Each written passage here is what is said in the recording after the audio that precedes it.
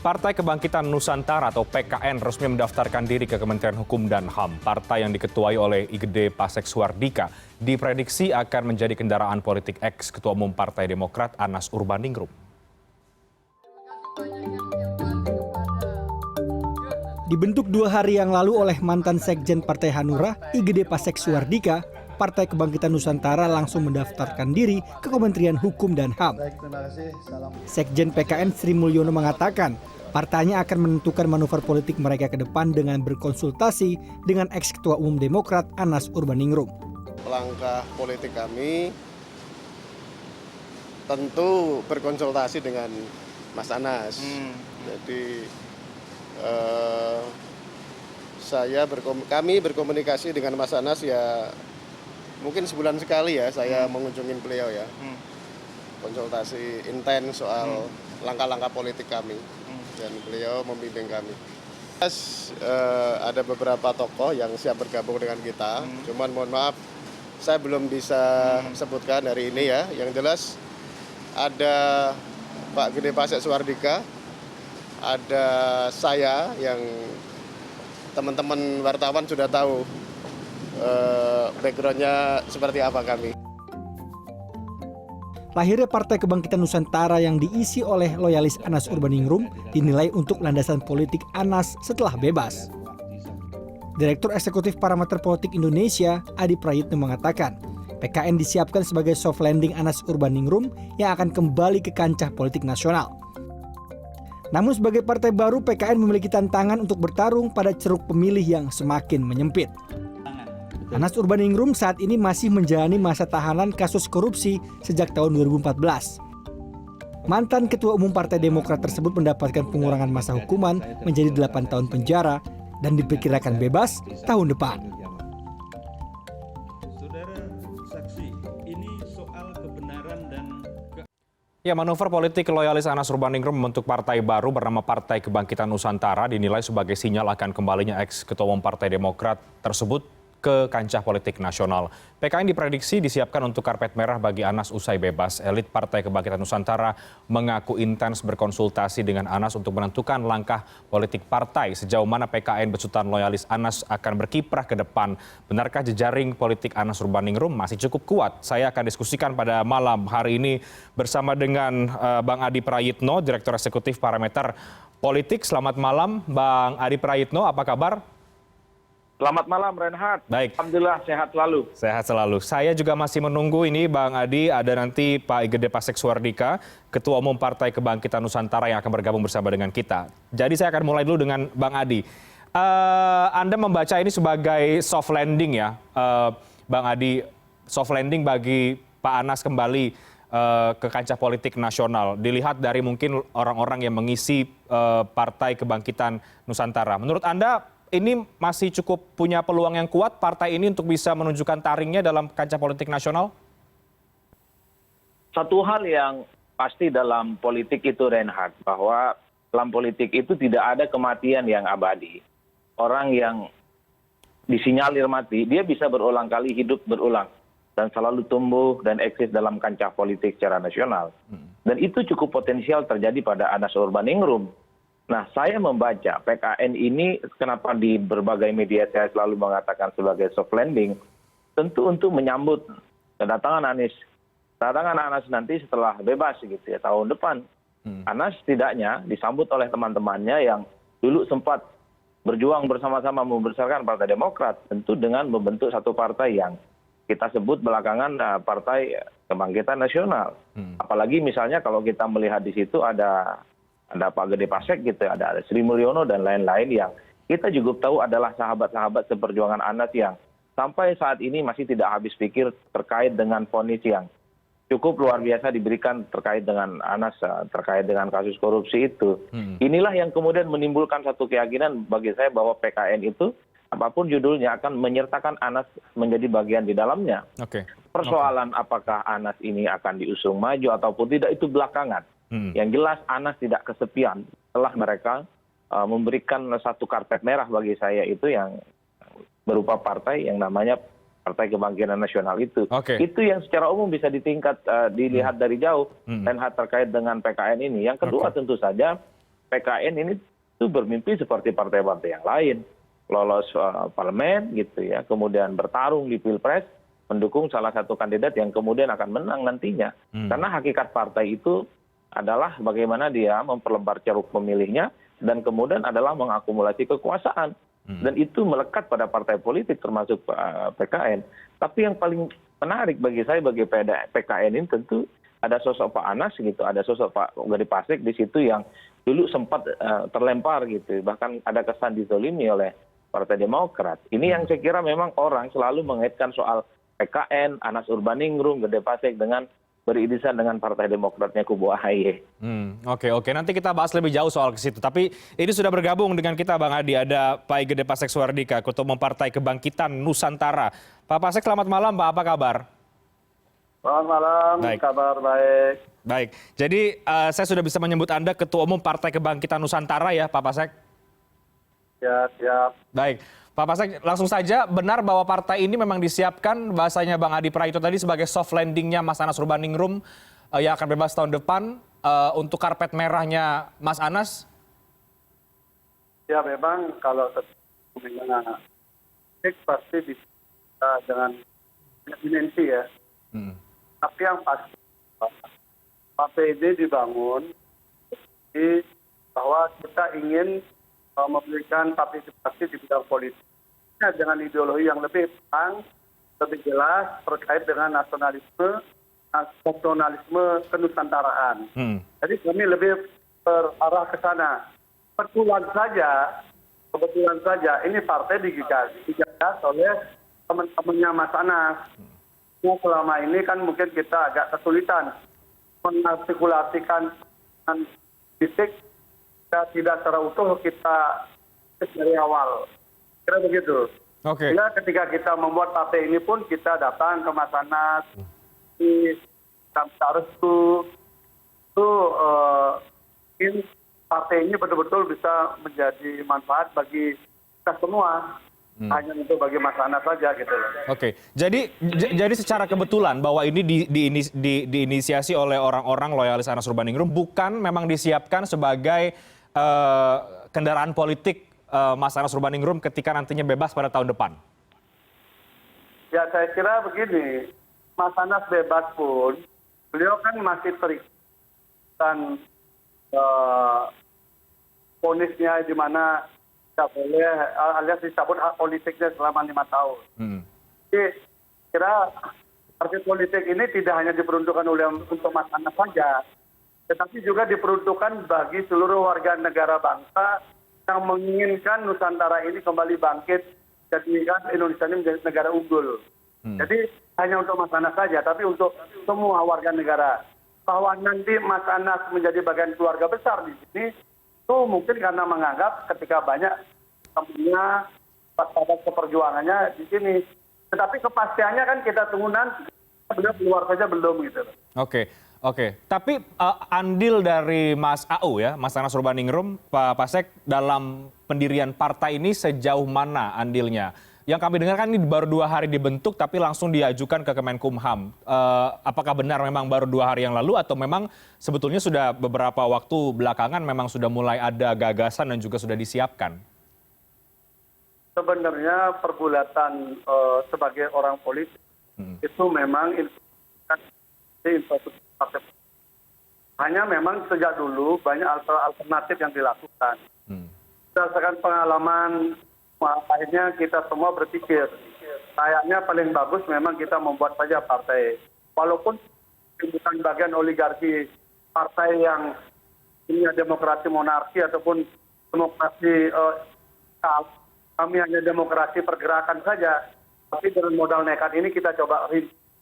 Nah, kan Mas Anas di sini karena teman-temannya berjuang, tentu beliau memberikan doa dan kami sangat yakin karena Mas Anas ini dalam perannya ya secara politik dan lewat mekanisme hukum, maka doanya akan manjur. Karena kata orang, doa orang teraniaya akan manjur. Jadi jangan kaget ketika launching tanggal 28 Oktober lalu bersama dengan Sumpah Pemuda, responnya begitu cepat, sehingga hari ini pun kami sudah siap untuk memprosesnya ke Kementerian Hukum dan HAM. Oke. Tinggal jadi ketika dibawa ke Kementerian Hukum dan HAM, tinggal lagi beberapa hal aspek saja, administrasi saja yang harus lebih dilengkapi lagi. Tetapi secara prinsip semua sudah tidak ada masalah. Oke, tapi Sekjen Anda, Pak Pasek tadi mengatakan bahwa setiap manuver dan juga langkah politik PKN ini tentu berkonsultasi dengan Mas Anas Urbaningrum. Artinya kan peran dari Anas Urbaningrum sangat besar terhadap pembentukan dan juga arah langkah partai ini ke depan. Ya, ini Mas Anas itu kalau Bandung itu pimpinan partai politik juga datang ke sana. Banyak berapa partai politik datang. Hanya memang ada sedikit perbedaan. Kami datang, kebetulan teman-teman memang secara rutin. Kita setiap hari-hari tertentu sambil diskusi, lebih intensif lah. Termasuk juga tahapan-tahapan yang kita lalui hari ini. Bagi kami, kan kemudahan alam, semua yang bekerja belakangan ini saya kira bagian daripada beliau juga. Dan itu doa-doa teman yang lain gitu. Oke. Kalau Mas Anas punya peran, saya kira karena kita sering diskusi, pastilah peran pemikiran itu sangat kita perlukan sekali. Oke. Boleh kami tahu, Pak Pasek, apa pemikiran atau mungkin wejangan ya atau pendapat dari Mas Anas yang kemudian diberikan kepada Anda atau elit-elit Partai Kebangkitan Nusantara ini dalam kancah politik nasional? Ya, yang pertama, sebagai orang yang berpengalaman di dalam penyelenggaraan pemilu, itu menyarankan fokus proses penataan infrastruktur baik. Karena pekerjaan ini bukanlah pekerjaan yang ringan, mudah untuk dilalui tahapan-tahapan dalam waktu yang tidak begitu lama. Tetapi tetap juga memberikan motivasi kepada kami bahwa tidak ada yang tidak mungkin bila dikerjakan dengan gotong royong. Nah, karena itu kemudian di Partai Kebangkitan Nusantara, di PKN ini, kita mengutamakan sekali perjuangan, yaitu gotong royong dan berdikari. Di atas kaki sendiri, di berdikari. Nah, gotong royong ini adalah yang khas dimiliki oleh Indonesia untuk meringankan sebuah pekerjaan yang kita selesaikan. Semangat ini juga menjadi bagian saran dari beliau juga. Nah, ini kita jaga dengan baik. Oke. Ya, kalau misalnya dilihat di partai ini, maka isinya lebih banyak adalah mantan anggota DPR RI, yang dari fraksi Partai Demokrat, ada juga teman-teman saya yang dulu saya ajak di Hanura, ada juga aktivis di Perhimpunan Pergerakan Indonesia yang memang kami dirikan, yang memang itu tempat berkumpul dari berbagai lintas profesi dan lintas partai, dan ada juga para aktivis Payung Plus dan lain sebagainya. Jadi cukup banyak yang hadir ini adalah kita secara gotong royong gitu loh.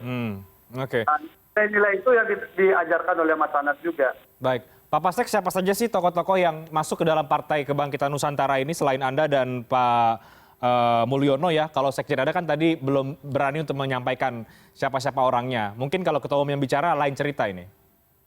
Ya, sebenarnya ada beberapa ya. Salah satu Bang Mirwan Amir ya.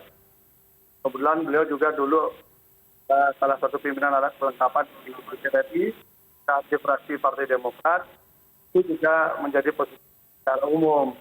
Ada juga bekas anggota DPR RI juga dan sebenarnya aktivis juga di dalamnya. Dan yang paling menarik adalah ada semangat nostalgia teman-teman di daerah. Jadi banyak sekali teman-teman di daerah yang dulunya bersama-sama di Partai Demokrat itu bergabung dengan semangat menghubungi kami untuk kembali merajut kebersamaan berjuang bersama di PKN. Selain juga kebetulan kemarin saya menjadi sekjen di Partai Hanura, cukup banyak juga teman-teman dari Partai Hanura ingin bergabung. Tapi tentu saya sampaikan secara etis bahwa sebelum bergabung kami harus memastikan dulu sudah tidak terikat di partai politik manapun. Karena ini adalah demi etis kita di dalam pergerakan ke depan. Oke, jadi banyak kader Partai Demokrat, kader Partai Hanura yang akan bergabung ke Partai Kebangkitan Nusantara? Ya, itu salah satu yang antusias untuk bergabung karena interaksi kita kan cukup lama. Dan yang paling menarik sebenarnya ini yang terjadi adalah di daerah. Oke. Di daerah, sehingga dengan begitu antusiasnya sambutan di daerah, kami yakini akhir Desember ini kami bisa selesaikan infrastruktur untuk 34 provinsi. Dan nanti DPC-nya kita bisa selesaikan. Mudah-mudahan setelah itu baru kita konsentrasi di tingkat PAC dan KTA. Jadi kami betul-betul bertahap dengan cara yang terukur, sehingga kalau misalnya tanggal 28 yang lalu kami sudah launching proses partai ini, hari Senin ini kemudian kami sudah ke Kemenkumham. Ini adalah bagian bahwa kami mencoba gerak cepat, terukur, dan juga mencoba secara detail teknis administrasi kita kawal. Sehingga mudah-mudahan ini tidak mengecewakan dan menjadi bagian alternatif bagi aspirasi rakyat nanti di Indonesia. Di antara yang sudah ada, yang di antara yang sudah besar-besar, tumbuh bibit baru yang mudah-mudahan kita bisa rawat bersama sebagai bagian dinamika politik di Indonesia. Kader antusiasme di daerah ini datang dari kader-kader mana ini, Pak Pasek? Banyak dari ex-Demokrat, banyak juga yang di Hanura, dan tentu juga teman-teman aktivis ya, baik yang dulu di Cipayung Plus maupun di PPI. Jadi cukup banyak, walaupun PPI tetap sebagai ormas, tempat berkumpulnya banyak aktivis yang memang dekat dengan Mas Anas, tapi yang mereka belum berpartai cukup tertarik untuk masuk di PKN. Oke. Nah, dianggap sebagai bagian yang muncul dari awal, tidak ada istilahnya masa lalu yang terlalu panjang, tapi memang dikiarkan oleh teman-teman Mas Anas.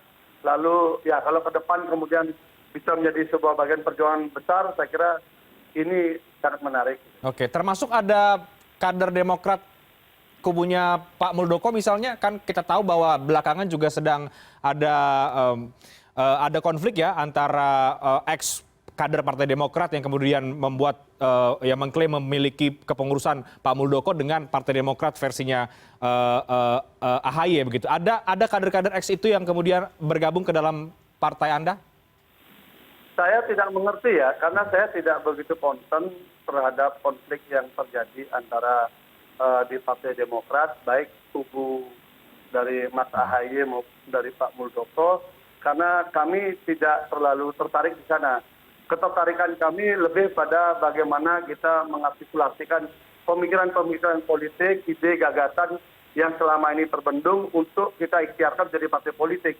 Biarlah mereka menyelesaikan masalahnya di internal, kami tidak mau intervensi, kami tidak mau ikut campur, kami lebih memilih menyiapkan diri untuk ketahapan-tahapan yang penting bagi partai politik. Karena kami PKN ini kan bukan tempat untuk pelarian, tapi tempat untuk merajut perjuangan. Sehingga di sini tempat untuk bersama-sama berjuang. Kalau ada kekuatan nostalgia, itu adalah semata-mata karena ada semangat dulu berjuang bersama-sama. Bukan karena ada konflik yang ada sekarang gitu. Kami tidak ikut itu di sana. Kekuatan nostalgia juga bisa diartikan kekuatan pelarian juga sebetulnya, Pak Pasek. Bang Adi Prahitno, Anda melihat prospek partai ini bagaimana? Kalau kemudian tadi Pak Pasek katakan diisi oleh aktivis, ex-kader Partai Demokrat, ada nostalgia di daerah-daerah dari ex-kader Partai Demokrat yang antusias, dan juga Anda melihat apakah kekuatan jejaring politik Anas Urbaningrum masih cukup kuat untuk bisa diamplifikasi di Partai Kebangkitan Nusantara? Dijawabnya nanti, kita break dulu, kami akan segera kembali saat lagi.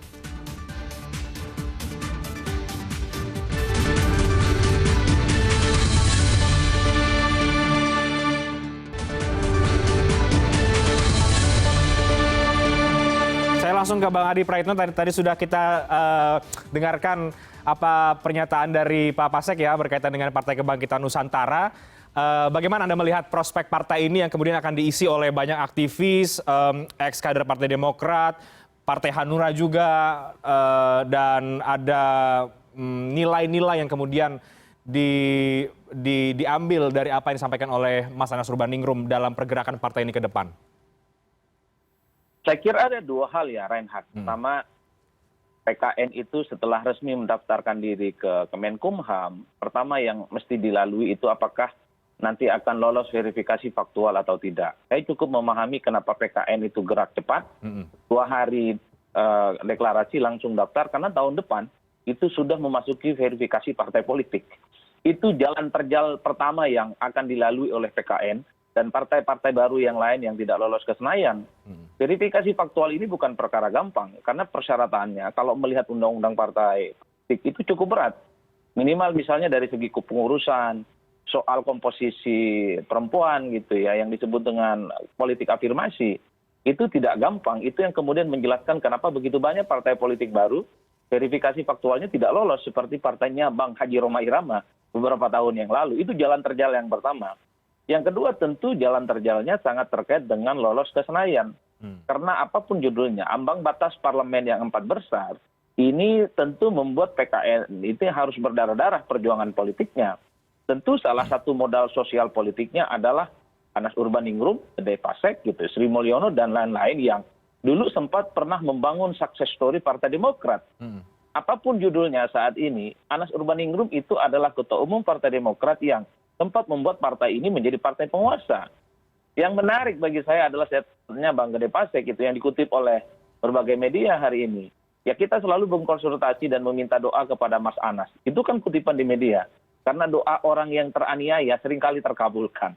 Ada satu opini yang sebenarnya ingin dibangun bahwa Mas Anas saat ini sedang masuk penjara itu karena dizolimi. Karena dianiaya oleh kekejaman rezim politik saat itu.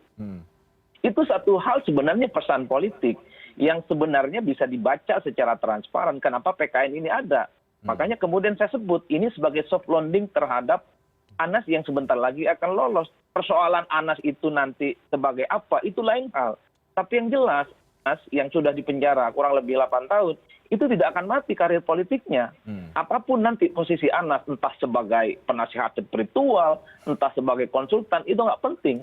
Tapi ada magnet Anas di situ yang kemudian akan mampu mengonsolidasi kekuatan-kekuatan politik yang pernah berjejaring di berbagai tempat. Reinhardt, bisa saja dari Hanura, ex-ex Hanura seperti Bang Gede Pasek, ataupun juga ex-ex kader Partai Demokrat yang saat ini sedang berseteru, bisa kubu AHY dan bisa kubunya Deli Serdang. Cukup mungkin terbuka kalau memang partai ini memberikan kenyamanan untuk memberikan eksplorasi dalam melakukan perjuangan-perjuangan politik. Tapi memang PKN ini memang sedikit berat perjuangan politiknya. Selain 2 hal yang tadi itu, yaitu tentang ceruk pemilih kita yang cenderung menyempit sebenarnya. Kalau mau dicek rata-rata, hampir sekitar 60% basis pemilih kita itu kan sudah terdistribusi ke semua partai politik yang ada. Baik yang sudah lolos ke Senayan ataupun yang tidak lolos ke Senayan. Yang pastinya sampai saat ini itu sedang dibina oleh partai supaya tidak pindah ke lain hati. Nah ini yang saya kira beban-beban politik yang mesti dilakukan oleh PKN. Tapi yang jelas bagi saya adalah dengan PKN ini menunjukkan kepada publik bahwa tak ada kematian yang abadi dalam politik itu. Ya. Orang yang disebut mati dalam politik bisa hidup berulang kali. Anas Urbaningrum potensial akan hidup kembali dalam kancah politik, tentu dengan PKN, tentu dengan Bang Gede Pasek yang ke depan tentunya akan bertaruh secara politik dalam kancah yang lebih besar. Oke. Bang, magnet politik Anas Urbaningrum masih cukup besar menurut Anda. Jejaring politik yang selama ini kita mungkin diketahui oleh sebagian kalangan Mas Anas punya jejaring politik yang kuat, itu masih bisa dimanfaatkan untuk Partai Kebangkitan Nusantara ini sebagai modal sosial dan juga politik yang tadi Anda sampaikan? Ya tentu saja, kalau mendengar ceritanya Bang Gede Pasek gitu ya, dan teman-teman loyalis Anas, ini kan kalau mau pilkada dan pileg, banyak elit-elit partai yang kesuka miskin. Meminta petuah dan nasihat politik ke Anas Urbaningrum, itu menunjukkan betapa jejaring politik Anas dan auranya masih bisa dirawat dengan baik, Reinhardt.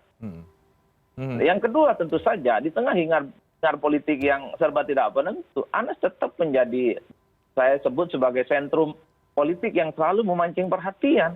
Apalagi kan ada kesan bahwa Anas masuk penjara ini karena dizolimi, karena dianiaya oleh kekejaman rezim saat itu. Ini adalah variabel-variabel penting yang paling mungkin bisa menjelaskan kenapa Anas selalu menjadi spotlight yang akan membangkitkan kebesaran PKN ke depan. Tentu terlepas dari kerumitan-kerumitan yang saya sebutkan. Dan kita juga tahu bahwa Anas ini adalah mantan aktivis Cipayung seperti Bang Gede Pase ini. Yang jejaring politiknya tentu terdistribusi ke tingkat kabupaten dan provinsi dan kecamatan. Dan itu bisa dibangkitkan kembali, Reinhard. Sebagai bagian untuk meneguhkan perjuangan politik. Kan bagi kalangan aktivis Cipayung seperti Bang Gede Pase, seperti Anas Urbaningrum, yang penting tempur dulu, hasilnya itu urusan Tuhan lah. Kan begitu ceritanya. Jangankan partai baru, partai yang sudah ada di Senayan saat ini juga ngeri sedap itu nggak lolos ke Senayan gitu ya, dengan ambang batas yang begitu luar biasa. Makanya memang ada keinginan waktu pembahasan undang-undang pemilu beberapa waktu yang lalu menghendaki supaya ambang batas parlemen itu diturunkan. Bukan 4%, tapi 3% atau 2%. Sehingga tidak menyulitkan begitu banyak partai untuk lolos dan berkontribusi di Senayan nantinya. Secara umum begitu overall. Oke, baik. Bapak saya yang penting tempur dulu ya, atau bagaimana? Karena banyak partai-partai yang kemudian muncul, tapi tidak lolos verifikasi satu. Kemudian juga tidak mendapatkan kursi di parlemen. Dan sekarang juga belakangan tidak hanya PKN, ada partai-partai baru juga yang lahir yang kemudian juga sedang menyiapkan diri untuk pemilu terdekat. Apalagi kalau melihat timeline waktunya, pendirian partai Anda ini sangat mepet dengan kontestasi pesta demokrasi nih Pak Pasek. Optimis ya berarti atau bagaimana? Ya, saya kira seorang aktivis pergerakan itu selalu seperti yang disebutkan oleh Bung Karno yang sering mengutip babat kita, bekerjalah kamu, jangan hasil menjadi tujuanmu. Karmane eva dikarase, mapelecuk ada karena. Jadi kami berpikir bahwa bekerjalah dulu. Bekerja dengan baik, persiapan dengan baik, maka di ujungnya nanti pasti hasilnya juga akan baik. Dan kami sudah terbiasa melewati jalan terjal. Kami sudah terbiasa juga hampir 10 tahun itu mengalami berbagai tekanan. Kami sudah terbiasa menghadapi sisi-sisi yang sangat berat melawan kekuasaan yang begitu kuat mencengkeram, dan kami sampai sekarang masih teguh, kukuh, dan saatnya untuk kembali bangkit.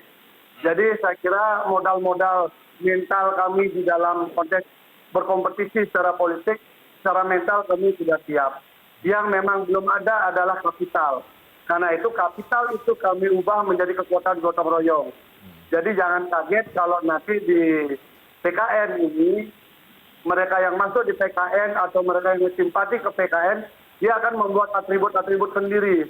Dia akan membuat semuanya serba sendiri bergotong royong untuk mensosialisasikan itu semua. Karena kekuatan kami adalah perjuangan dan daya tahan ketika menghadapi berbagai tekanan-tekanan. Saya kira di dalam siklus kehidupan, kalau ada selamanya dia terbit, di tengah ada yang mau tenggelam, maka sudah wajar ada yang kemudian akan terbit setelah ditenggelamkan itu. Gitu. Jadi ini sudah siklus dunia, saya kira kami hanya tinggal menjalani saja, dan kami yakin tanah Nusantara ini cukup punya kekuatan baik yang akan mengisi kami, energi-energi positif akan mengisi Partai Kebangkitan Nusantara ini sehingga dia bisa hadir memberikan warna pilihan yang berbeda, menjadi diferensiasi yang lain bagi pasar pemilih kita. Yang tadi disampaikan, ceruknya semakin kecil, tidak apa-apa. Tapi di ceruk yang besar itu pun juga bisa berpaling juga ke kami gitu loh. Karena kekuatan nostalgia, melihat kesungguhan kami, melihat keteguhan kami. Dan jujur saja, di kami ini tidak pernah kayak saya hari ini sebagai ketua umum. Saya tidak pernah menganggap diri saya ketua umum. Tapi saya menganggap yang pola nanti 2024 tidak goal. Itu aja. Jadi kalau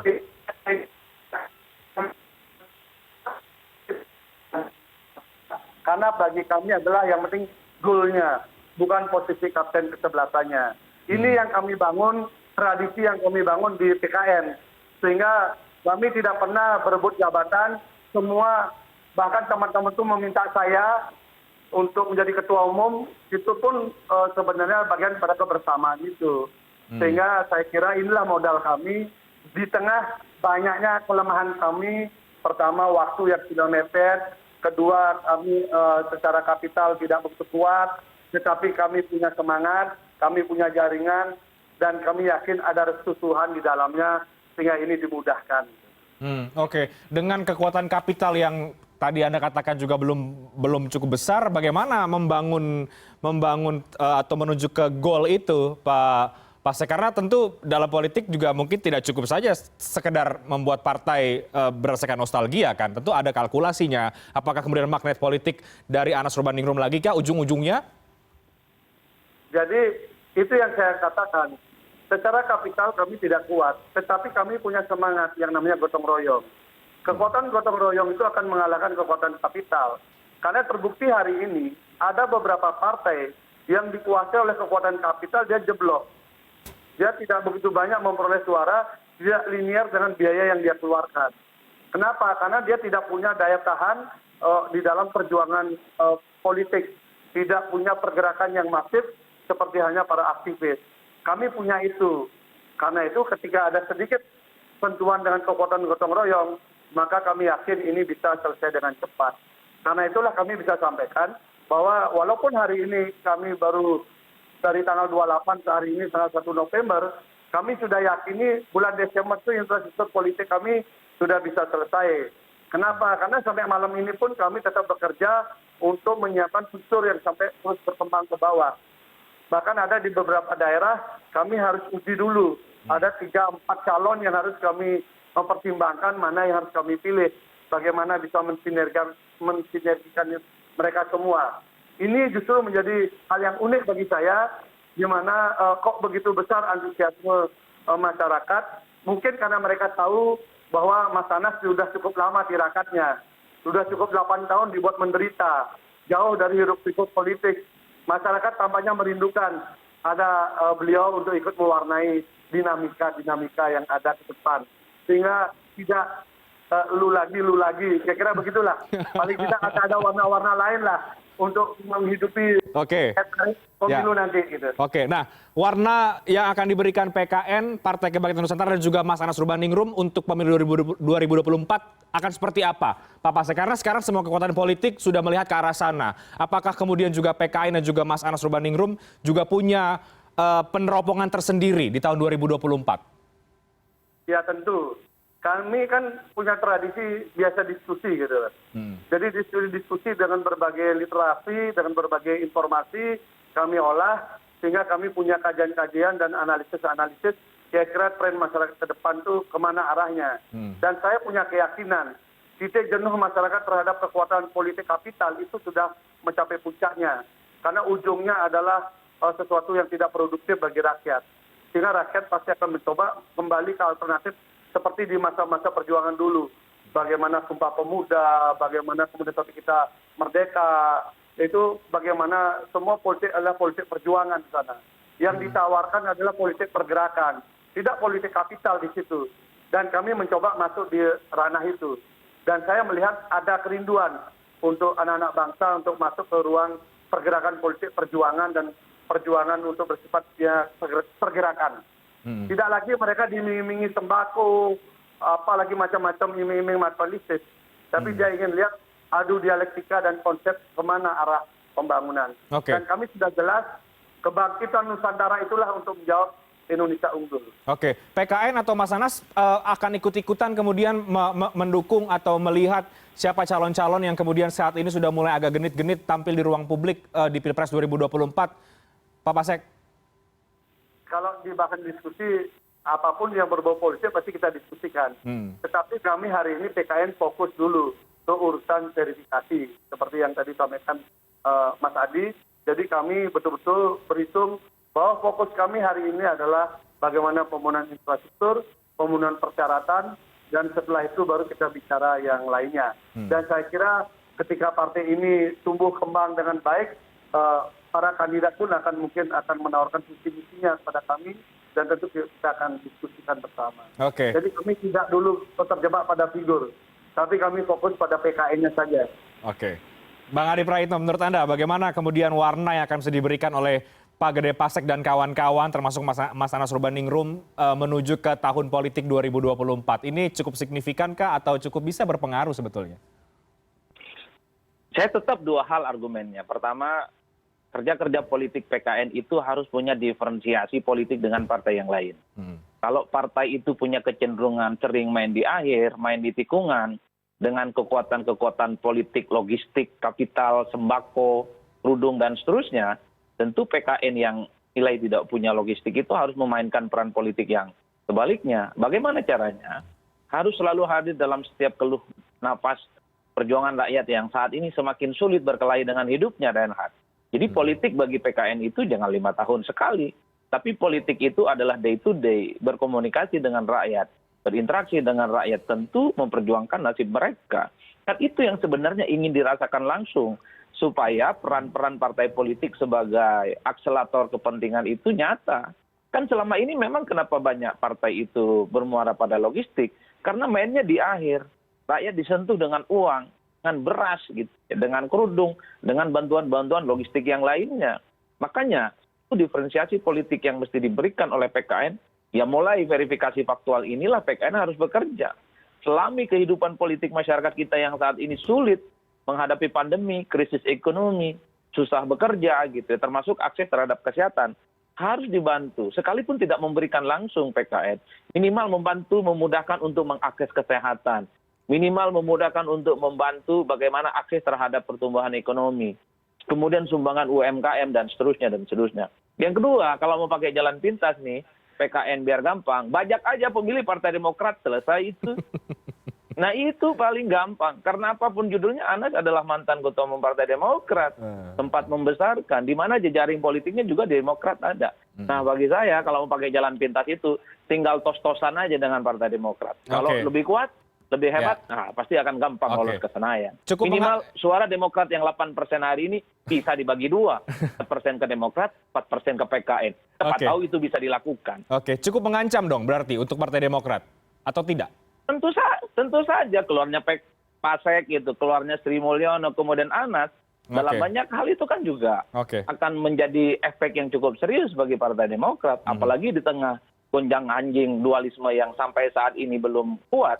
Tentu Demokrat sedang berhitung betul efek Anas kembali dalam politik, efek Pasek kembali membuat partai politik yang namanya PKN gitu loh, Mas. Makanya sekalipun Demokrat itu tidak gelisah dengan hadirnya PKN, itu yang saya sebut. Kalau mau gampang PKN lolos, bajak saja pemilih Partai Demokrat. Yang dulu juga Anas Urbaningrum sempat menjadi ketua umum mereka. Baik, terakhir Pak Pasek, apakah akan mengambil ceruk Partai Demokrat? Singkat. Kami akan mencari pemilih yang sevisi dengan kami, bagaimana menjadikan Indonesia unggul ini dengan kearifan Nusantara. Oke, baik. Dan sepakat kearifan Nusantara itulah kami cari, entah dia di Demokrat, entah dia di partai lain, ataupun pemilih pemula. Oke, baik, terima kasih banyak Pak Gede Pasek Suardika, Ketua Umum Partai Kebangkitan Nusantara. Bang Adi Praetno, terima kasih untuk diskusi yang sangat menarik. Selamat malam, sehat selalu. Selamat. Kami akan segera kembali saat lagi tetap di CNN Indonesia Newscast.